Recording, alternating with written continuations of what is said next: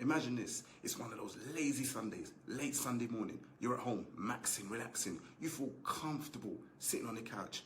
You know you got work to do. You know you should be working on your book. Ain't no one doing it for you.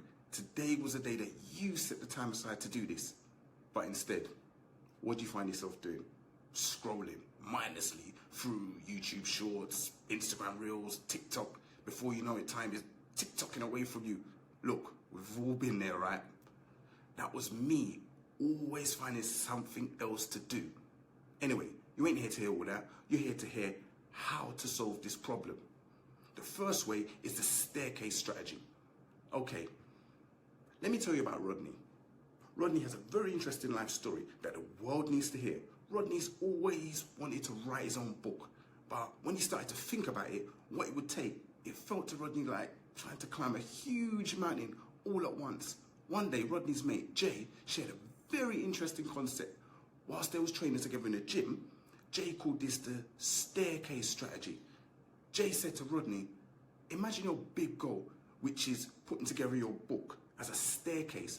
Each step is a small task that helps you get closer to finishing your book.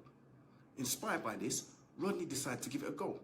He started by writing down his ideas for his book, which was like taking the first step on the staircase.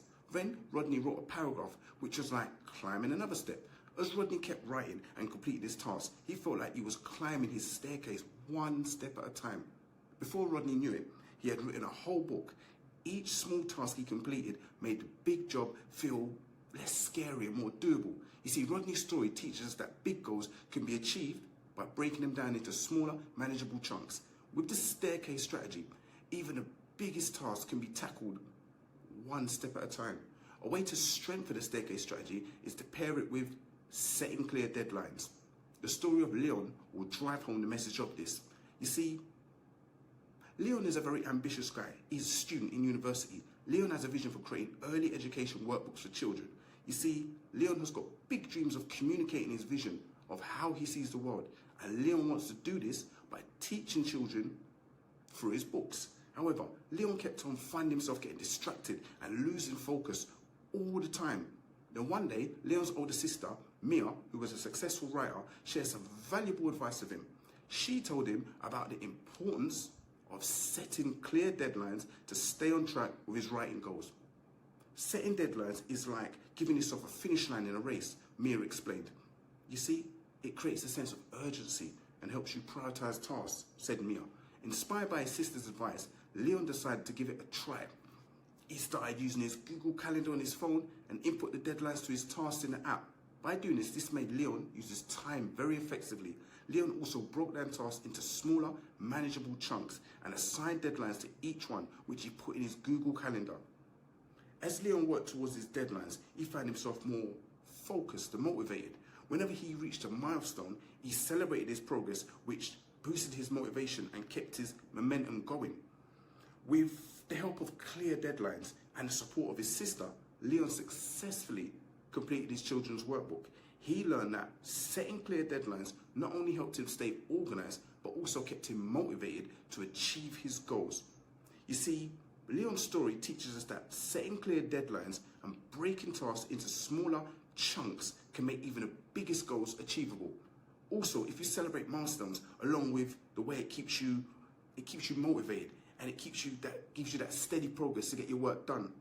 However, in order to get your work done, you need to create a distraction-free zone. Let me tell you about Ava. Ava is a talented young writer who often struggles to focus on her work due to the amount of distractions constantly around her. You see, Ava loved writing, but she found it challenging to concentrate. Her phone would always be pinging off with notifications, her laptop had hundreds of tabs open. Also, to add on top of that, her family would constantly be interrupting her. One day, Ava's wise friend, Joe, shared a valuable tip that changed her approach to getting her work done. Joe told her about the power of creating a distraction-free zone to boost productivity and creativity. Joe told Ava, you see, what you need to do is find a quiet spot where you can do your work without any interruptions. Look, it doesn't matter where that place is. It could be the library, it could be a corner in your room, it could be a quiet spot in the middle of a field, as long as it's a distraction-free zone.